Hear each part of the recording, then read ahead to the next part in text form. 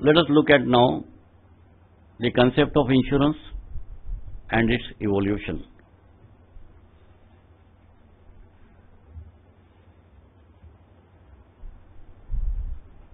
We have seen earlier by taking some precautionary measures, we can minimize risk, we can reduce risk. Either we can reduce the impact of a risk or we can reduce the probability of its occurrence. However, in spite of best precautions, best practices, certain risks cannot be avoided or eliminated altogether. However, these risks can be transferred to insurers and others through the mechanism of insurance and other measures. How does this mechanism of insurance work? Let us first look at why does somebody need insurance. The left side portion of this slide tells you there are physical environments, social environments, political environments, operational things, cognitive risk, which contribute to or exposes the assets to physical loss, economic loss, social, political risk and operational losses. These losses get caused by perils and they lead to or result into requirement of capital for carrying out repairs of damaged machinery, damaged houses, damaged buildings or effecting replacements. How do you put in this capital? Where does this capital come from? It has to either come from your resource, that means somebody has kept aside a particular amount of money to take care of losses as and when they take place. That is not always an easy solution. Other option is to create these funds, get these funds by borrowing from banks or other institutes. Both these options are not economically always viable. So, insurance becomes the most viable solution whereby somebody pays a small amount of premium and remains protected. The insurance company promises him to compensate in the event of an accidental loss or damage. We will see how this mechanism works in detail further. Let us see how insurance evolved. More than 5,000 years back, Chinese traders distributed loss of cargo of one ship among other ships. Say, what was the practice here? There was no written agreements. But there are people involved in carrying cargo by ships. If one ship meets with an accident or they meet with some marine perils, like say the pirates or other marine perils, that particular ship's loss was shared by other ships who were undertaking voyages.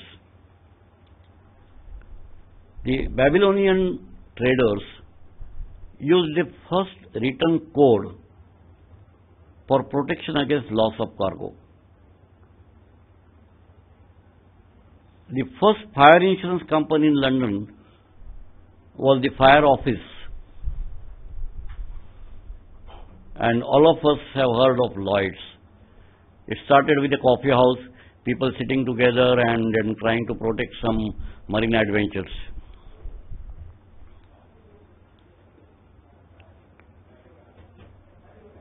History of insurance in India. It is just chronological that the Oriental Life Insurance first started in 1818, followed by Madras Equitable in 29, Triton Insurance, the first life insurer in 1850, Bombay Mutual in 1870, the Oriental Fire and General in 1874 in Mumbai, 1896 Bharat Insurance in Delhi, Empire of India in Mumbai in 1897.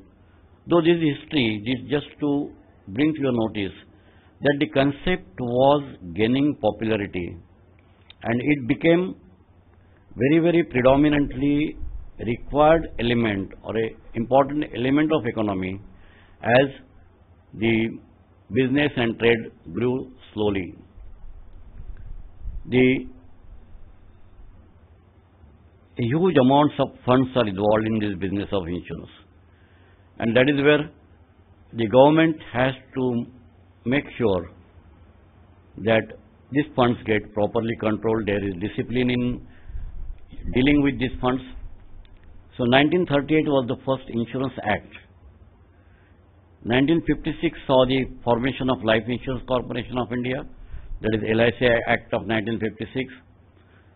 Then came JIBNA, General Insurance Business Nationalization Act in 1972, and General Insurance Corporation, GIC, was formed as a holding company with 4 subsidiary companies: the National Insurance Company, the New India Assurance Company, the Oriental Fire and General Insurance Company, and the United India Fire and General Insurance Company as its 4 subsidiary companies for transaction of non-life insurance business.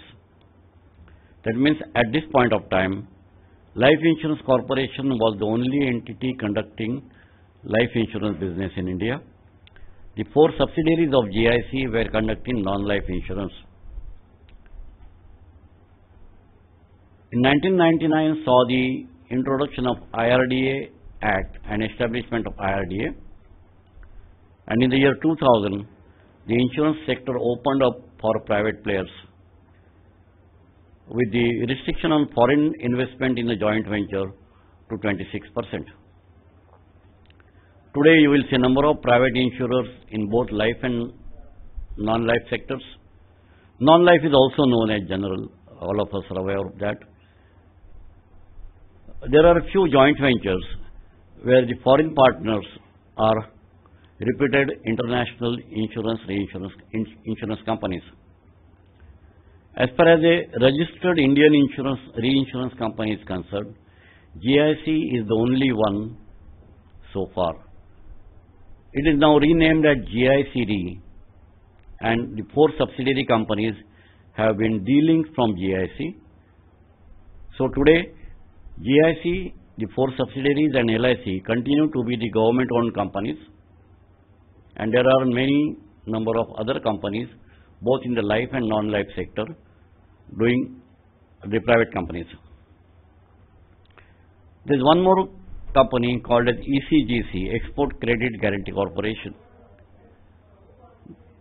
They provide protection to exporters against identified risks such as importers' payment default, currency appreciation, change in economic policy, and the like, whereby contract frustration. The exporter from India does not get his money. What is the importance of insurance to trade and industry? We have seen that insurance provides protection, or it provides capital for repairs, replacements in the event of accidental losses, damage. And availability of this capital through insurance provides steadiness and stability to trade and business. It increases the risk-taking ability of business. Needless to say again, provides protection against losses. And non-life insurance is closely linked to international trade and industry by way of variety of products in the marine cargo, marine hull and those areas. What is the concept and mechanism of insurance? A large number of people who are exposed to similar risks make contributions to a common fund which is called pool, out of which accidental losses suffered by a few unfortunate ones are made good. By this method, the risk is spread among the community and the likely big impact on one is reduced to smaller manageable impacts on all people who are exposed to similar risk, and this small manageable impact is the premium. Let us see this in a little more detail. How does this work? Concept of pooling. The summary: people exposed to similar risk are brought together. Insurance company acts as an intermediary and they administer the pool. Mutual consent among pool members to share loss.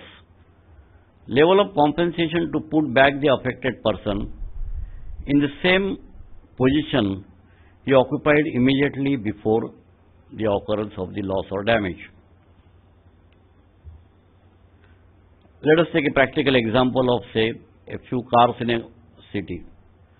Say total number of cars are 500. Value of each car is, say, 10,000 rupees. By the trend in the market, statistical data available shows that 5 cars get total lost in a year. That means in a year, if 5 cars have to be total loss, the total amount of loss expected is 10,000 into 5 is 50,000 rupees. Now all these 500 people who own the car, they are not aware with whose car will meet with a total loss. But out of 500, 5 may be facing such a calamity is a certainty. So all 500 of them are willing to contribute together and share this 50,000 rupees. Now when all these 500 share the loss of 50,000, share of each one of them becomes only 100 rupees. And that is the pure premium for the insurance company. Now when we say pure premium, 100 rupees is taken from the people who contribute to the pool and given to the people who suffer loss among the pool members. In practice, the insurance company also has some expenses on their administration, servicing, loss settlement. So those areas, some loadings get added to this, but just to understand the concept, how the insurance mechanism works, let us look at one more example of fire. Say there are 1,000 houses and value of each house is 10,000 rupees. It is known that 10 houses get totally lost or totally damaged, need replacement, total replacement. So total expected loss is 10,000 into 10 is 1 lakh rupees. These 1 lakh rupees are shared by 1,000 house owners. So share of each one of them is rupees 100. This is the pure premium for each house owner. It is like this. If you see on the left one, large number of buildings, large number of house owners pay small amount of premium. This premium comes to the insurance company. They administer this premium or the pool of premium and they pay to the very few which you see on the right side on fire. There may be 3, 4, 5 or whatever number. So large amounts of claims paid to the few who are affected. Now you will find in practice that it is not only houses or it is not only cars, but the insurance companies insure a large variety of assets. And all these assets together, insurance of all these assets together gives an automatic spread whereby the chances of the numbers who get affected gets reduced. It's a law of large numbers operates here. Now how does the insurance company decide the premium? Say for fire insurance, what is the type of building? Construction of building. Say if one building is constructed only of wooden structure and the other is constructed of concrete, obviously the exposure to meet with a loss of by fire is much more for a wooden building than for a concrete building.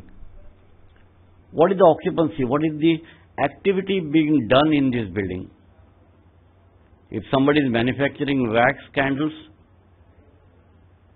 and somebody is only sticking close, the exposures are different. Which area it is located, the location of the building is another important factor. Then insurance company will try to understand, is it very near to the sea, very near to the river or a bed of water? How far is the nearest fire brigade? What is the condition of the roads? Are there any railway crossings when fire engines have to come? Number of things will go into that.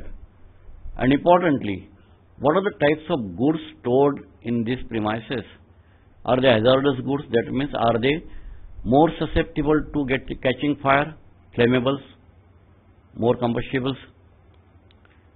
And where individuals go for health insurance or life insurance, the age of that individual, sex, what is the profession, what are the habits? A smoker and a non-smoker, if we compare them, a non-smoker is definitely a better risk, that less chances of getting any diseases. What is the health condition? What are the family history of any particular diseases like relating to heart, relating to diabetes and similar things. These are just indicative examples.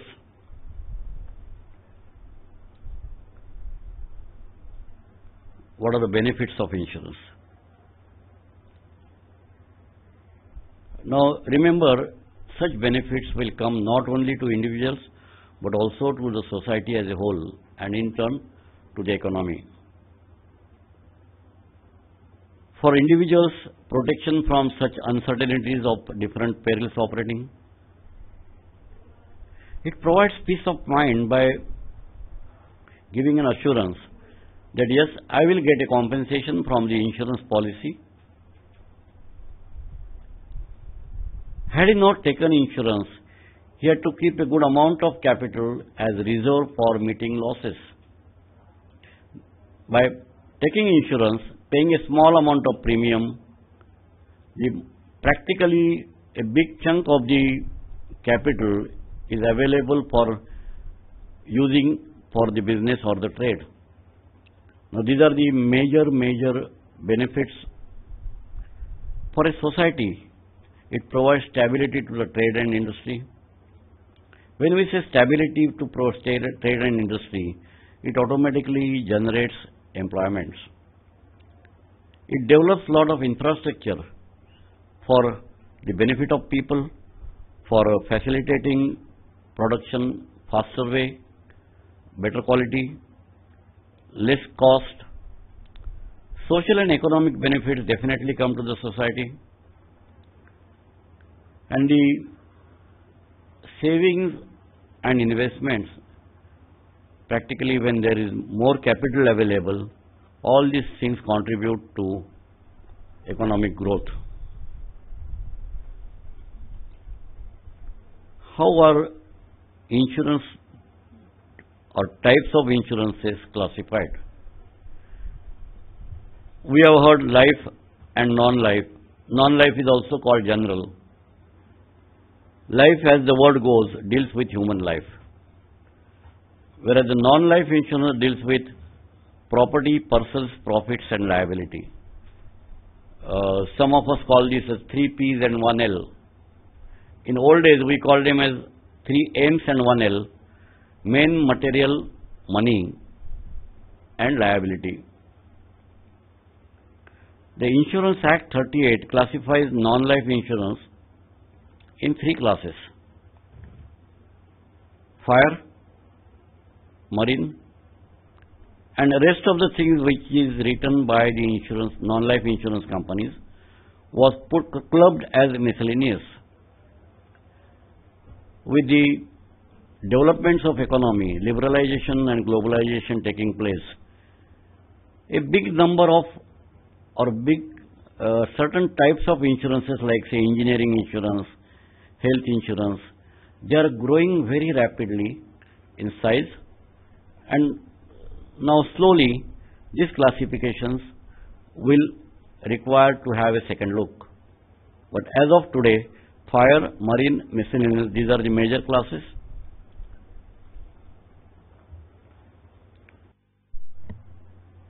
Let us now look at a few questions that we have received. The first question, for the benefit of all, I will read out loud. If the premium rates are decided on the basis of region, location, etc., then does the premium collected participate in claim payment to other areas where risk occurred more than expected? Okay. To put it simply, the question is, if we collect premium from the state of Maharashtra, will that premium be used to pay losses in other regions? Yes, what we are doing, we are not going by this location. What is the importance of location and region is exposures to particular risk like fire, natural perils. Say if we talk of coastal Andhra, the exposure to windstorms is little larger than those in Madhya Pradesh. If we talk of floods, those near the river are more exposed to floods than where there is no river. Now this is where that particular region gets premium on those risks. But we are getting a spread of risk across the entire city or entire country, whereby the premium burden on others gets reduced. This is the premium collected from the country is used and not the premium collected in a region paid only for losses in that particular region. No. The second question is to take examples of cars. When there are so many models and manufacturers, say in plains, non-hilly areas, what goes to take decision of premium without any history of data? Then in the absence of data, what is the basis on which an insurance company decides on the premium? Okay, now you have rightly said, this is a question by Mr. Subbarao Venkata Palaparthi. Yes, where there is no data available, but insurance is an economic need for protection. There are actuarial projections, actuarial exercises which tell you as to what should be the premium like. And that is where you will find that today IRDA has made it compulsory for each insurance company to have an actuary on their roll. And these actuaries do the financial analysis of types of events, not only within the data is not available from your place. They try to draw some conclusions from data trends in other areas.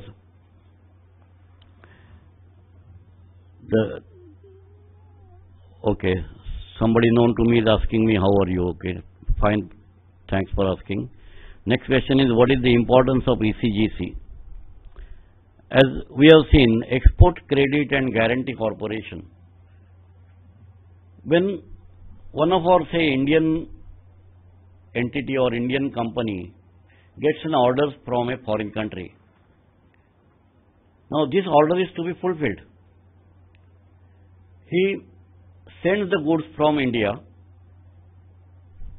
and for whatever reason, the importer from the other country does not pay. Or midway, the importer from the other country cancels the contract. He may receive the goods and may not pay by making some arguments, making some excuses. A variety of things can come, and that is where the Indian exporter needs to have a protection, and that is the precise protection being given by ECGC. And as the name suggests, Export Credit Guarantee. I think there is still some questions are coming in, and it may perhaps take time. So what I propose is that after we finish all chapters, maybe we will compile all the questions together and then have an interaction for more effectiveness. Coming back to what we did, we looked at the risk and theory of probability. What are the different terminologies used, like the risk, hazard, certainty, uncertainty, peril, how insurance companies use them in different parlance. And the important area was the risk management process itself. Just to recall that risk identification is also known as anticipation. Next step, the risk measurement, also called as risk assessment or evaluation. The third stage is risk reduction or minimization. Avoid, minimize, eliminate. And the next stage was financing.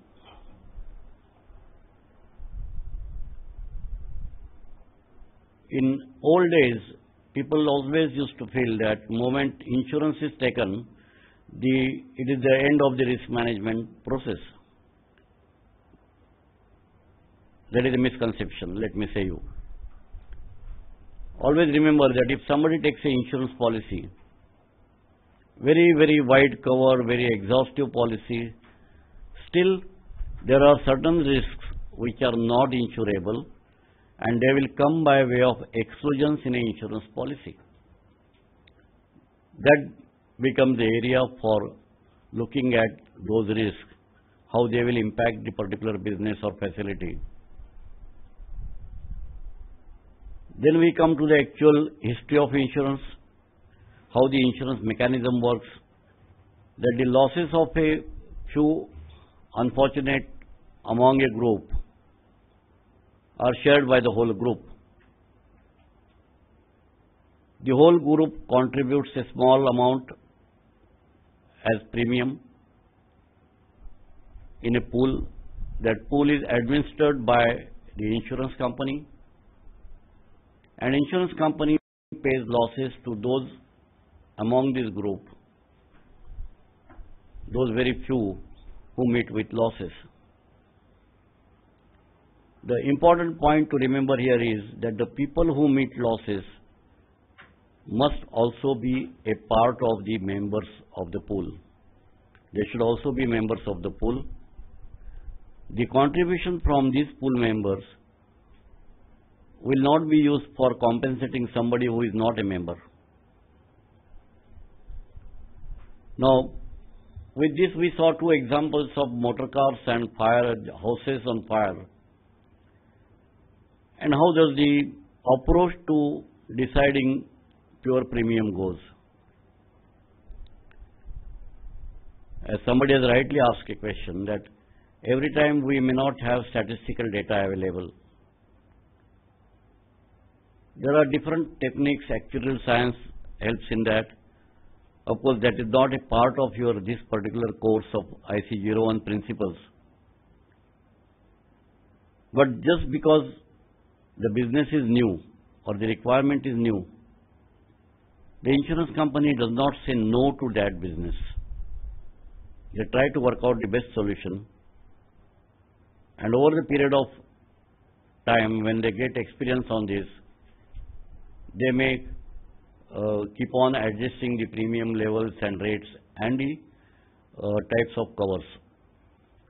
See, the whole insurance package is always a combination of the cover, the premium and the deductible. Deductible is the amount of loss the insured bears out of each and every loss. Now this whole thing becomes a package.